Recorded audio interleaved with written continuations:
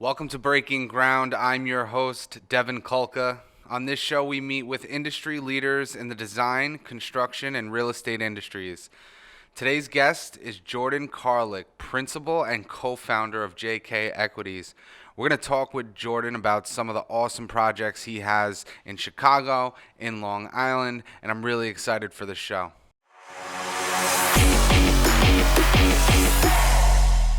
All right, welcome. We're here with Jordan Karlik, co-founder and principal of JK Equities. JK Equities, you guys do a ton all over the country, over 1 billion in real estate transactions. Really excited to have you on today. Thank you for coming.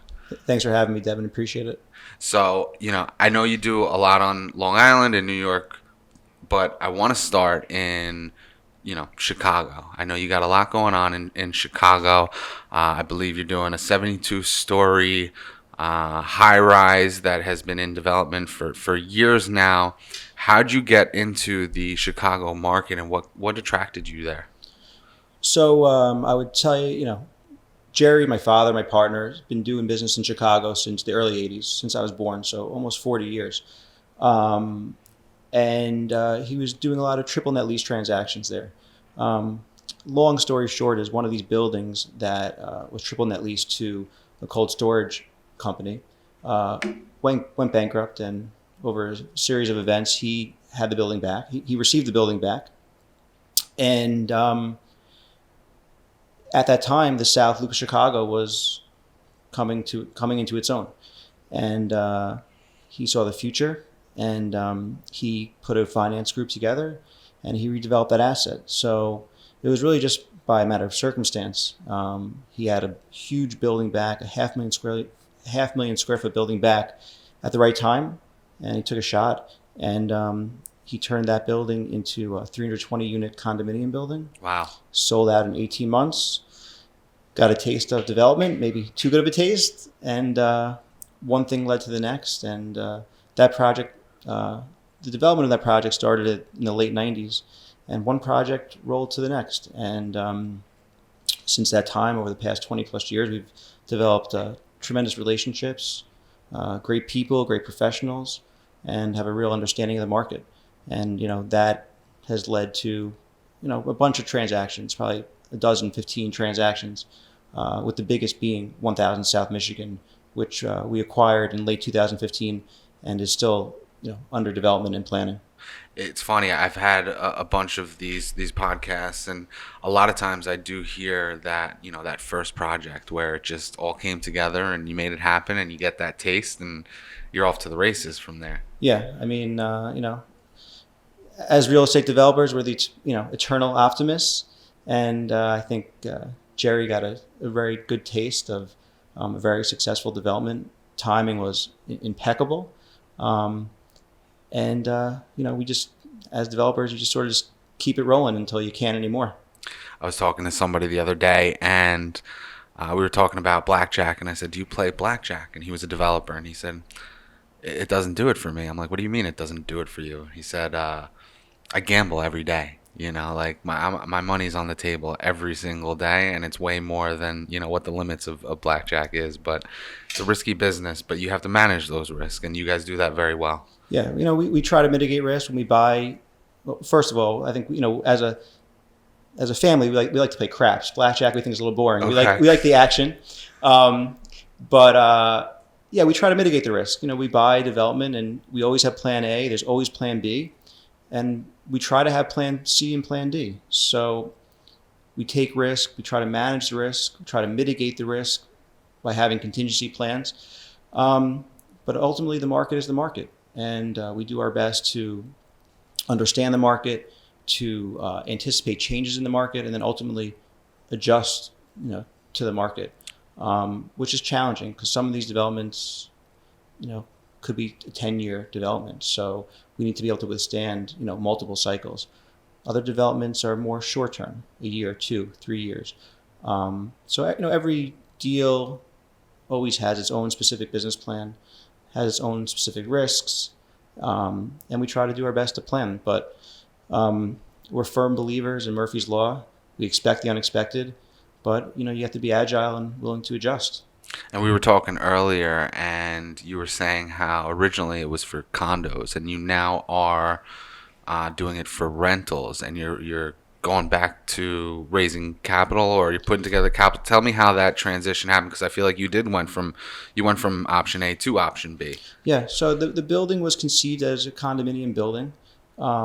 At the time when we started planning the building, we thought there was a lack of new condominiums in the market, and frankly, there are today, and especially in this location, high end, large condominiums. Um, but we were, like I told you earlier, we were under construction. We put all the caissons in the ground. We were getting ready to pour the mat slab and really go vertical, and COVID hit and really put a halt on what we were doing. Um, we were uncomfortable with what was going on.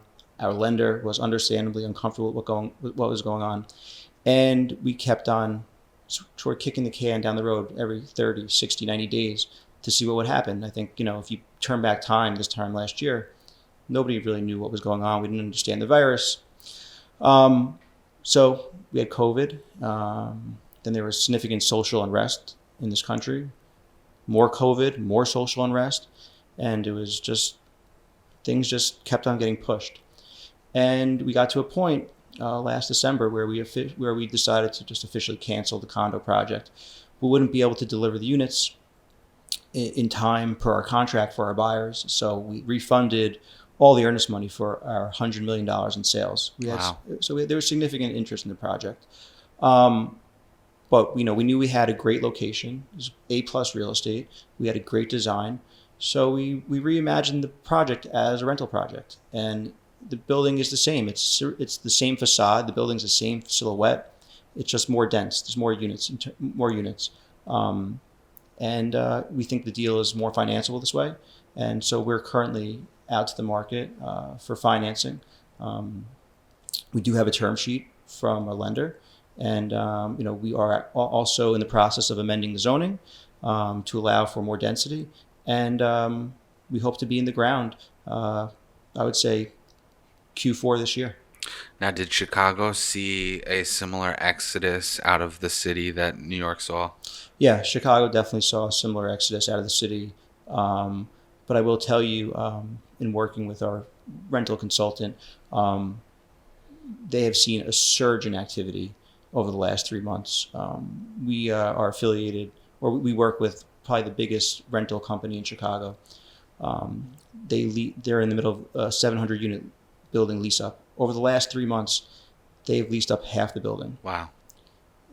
Spectacular. Yeah. Rents are down, concessions are up, but I think that will change as people come back to the city. I think people are anticipating going back to work, whether it's June 1st or September 1st, whatever date that is. They're coming back. They're coming back to work, and people want to live downtown. And I think we're seeing that in Chicago. You're starting to see it in New York, and personally, I would never bet against one of these big cities. You can't. No, you can't. So my father, he still lives in the same home he's had for 40, 50 years, right? And I keep telling him that now's the time to sell. If you're ever going to sell, now is the time to sell, because the demand on Long Island and in the suburbs of all these cities is just, it's extreme. But now, fast forward a year or two from now, people are going to be going back to the city. Like, there's no doubt about it. Don't bet against New York. Don't bet against Chicago. Don't bet against, all of these big cities. Yeah, it's funny. My parents have been futzing around selling their house for years, and I said to my dad this past spring, I was like, if you're going to sell it, now's the time. Well, maybe I could wait, get some more dollars. I said, Dad, now's the time. Sell it. And he sold it. And like I told you before, he's bought a new home. He's renovating near Roslyn, and he's actually living in a rental building in Westbury. I'm going to get your dad to talk to my father and see if he can tell him it was the right move. I think I was talking to some real estate agents this week, local real estate agents in Long Island. I think they're starting to see the market cool off a little bit. I mean, it's all relative. Last year there was a frenzy. People were just buying anything, getting out of the city. I think the market's still hot, but not what it was. But, I think in general, people, I think there's a time and place for the city generally in people's lives, and then once there's kids, they settle down, they want more space. The natural progression is coming out to Long Island. It's, I think, it's the real estate community's job in Long Island to have attainable housing for these people that are exiting New York City, and try to keep the population in Long Island or in Westchester to avoid migration to other parts of the country that they may think that may have a better quality of life. Which is a great segue into the work you're doing in Long Island right now. I just got site plan approval, I believe, in Roslyn, right by the train station. Awesome mixed use project. Tell me a little bit about it. Yes, so we acquired the site in Roslyn at 281 Warner Avenue almost 3 years ago. We've been eyeing the site since forever, really, but formally since 2017 we've been chasing it. We acquired it with commercial zoning, and we met with the village, and we thought we had a shot of getting it rezoned. No guarantees, but we thought we'd go through the process. Which, I don't mean to cut you off, but a lot of developers will really only get into a deal contingent to approvals. You guys scooped it up and said, we're going to take that risk. What made you believe that much? Yeah, we've been living in the community. I've been living in the community since I was 5 years old. And normally we would never take the risk. This is the first time we've ever taken the risk. We felt that the location was right. And we felt that in speaking with the Board of Trustees in the Village of Roslyn, that they had a similar vision. But we knew it would have been, we knew it would be very difficult to achieve the zoning, which took, 2.5 years to do. But we felt overall that the risk reward was worth it. The zoning on Long Island, particularly the North Shore of Long Island, is very difficult. So we thought going through the process, getting zoning, we would add a ton of value. But it was talk about gambling, blackjack, craps. It was definitely, I wouldn't say a roll of the dice, but it was a risky proposition, but one that we were willing to take. We did have plan B to renovate the site and operate it as retail, which wouldn't have been as valuable, especially based on what's happened over the last few years with retail and Amazon, so on and so forth. But we're thrilled with the results. We think that the zoning approval, the building that is planned and proposed, it's a great building. Beautiful building. Thank you. Yeah, we spent a lot of time on it, a lot of effort, a lot of back and forth with the village. It was a very collaborative process. It was a positive process with a lot of community input. And we're looking forward to breaking ground, hopefully end of the summer, early fall. Now, how do you initially present that to the community to get the community to support you and come behind you? Because you hear about the NIMBYs all the time, but you did have a lot of community support on this one. Yeah, I would say I would say first that change is hard. The building has been the way it's been for as long as I've been in Roslyn, so 30 plus years. But we start with we try to be open and transparent. All the meetings that we had were in public setting. We did not meet with the village behind closed doors. So everybody was welcome to attend the meetings in person at the start or via Zoom. And we got a lot of community input.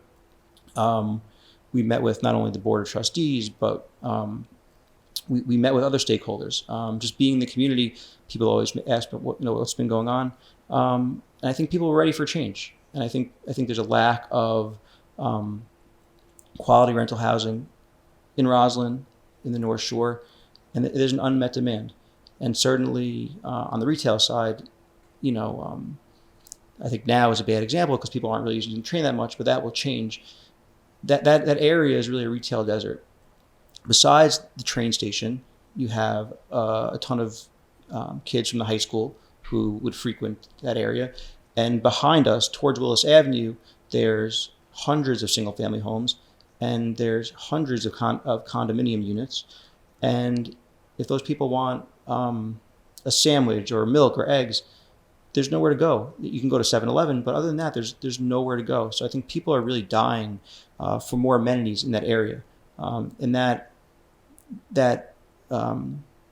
sub-market of Roslyn is underserved.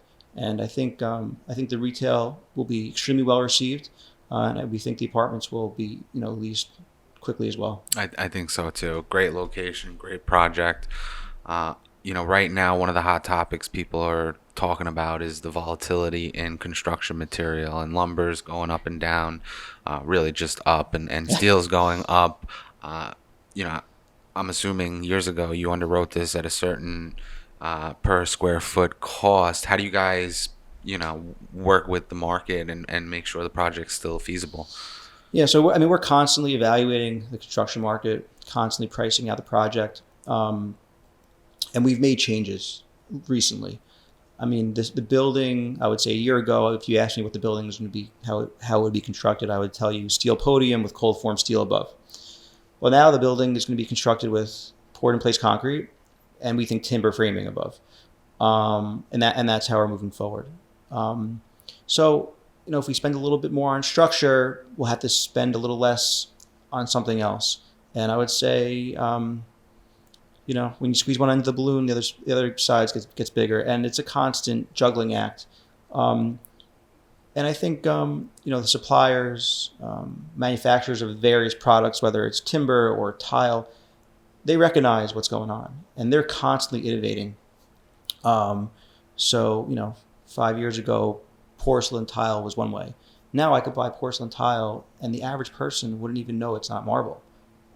Maybe somebody like you or I would know, but there's been a lot of innovation on the product side, whether it's better fit, more affordable finishes, and I don't mean just outsourcing; I just mean more affordable finishes, maybe locally, or you see construction companies doing more prefabricated parts. So, for example, a plumber used to come in and install all the waste lines on site. Now they come in with 2-3 floor sections at a time, and they just stand it right up. So I think people are constantly innovating. The market's always changing, whether it's construction costs or demands of tenants, and it forces all of us to innovate and adjust. And I think the people that adjust are rewarded, and the people that don't adjust, they're not. It's a strong statement right there, but I believe it for sure. uh, we were talking about you have something I believe in Rhode Island coming up, a distribution center.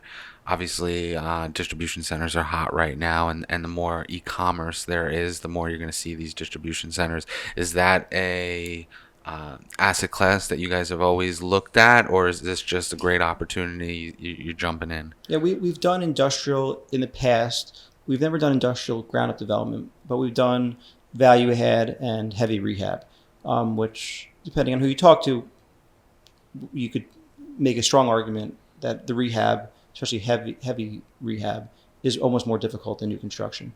The Rhode Island project is an interesting one. It is located in Pawtucket, Rhode Island.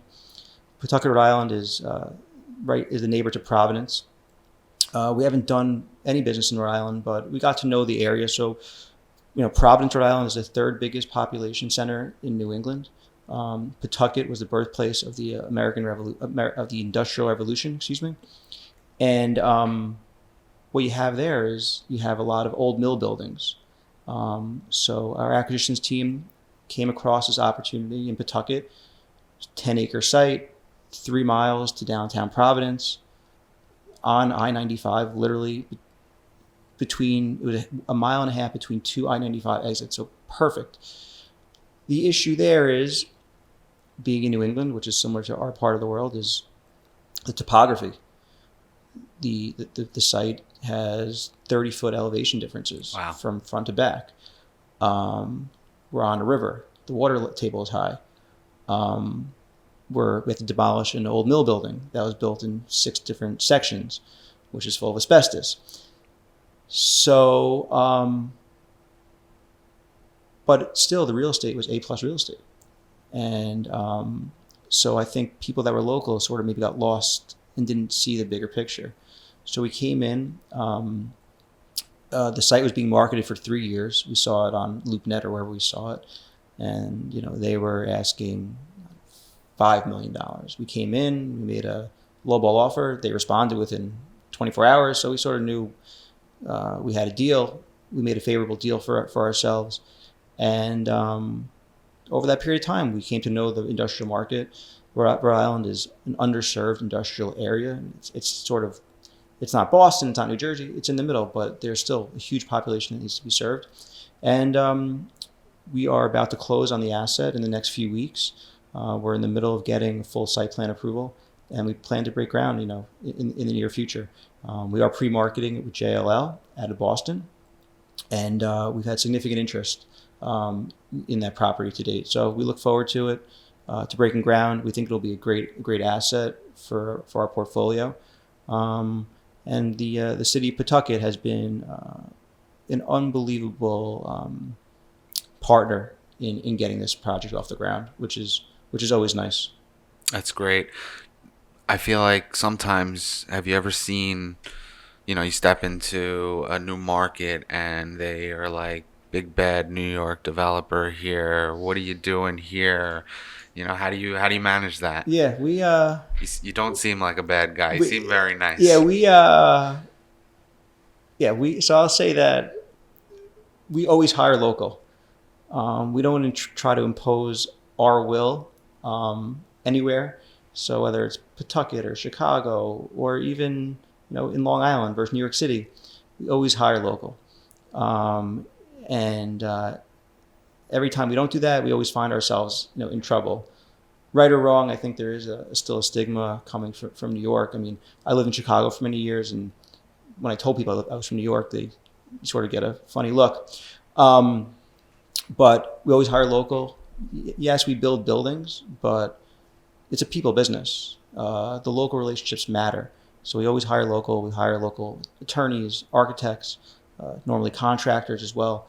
And the relationships matter, and we take them seriously. And like I said, we never try to impose our will in a foreign market ever.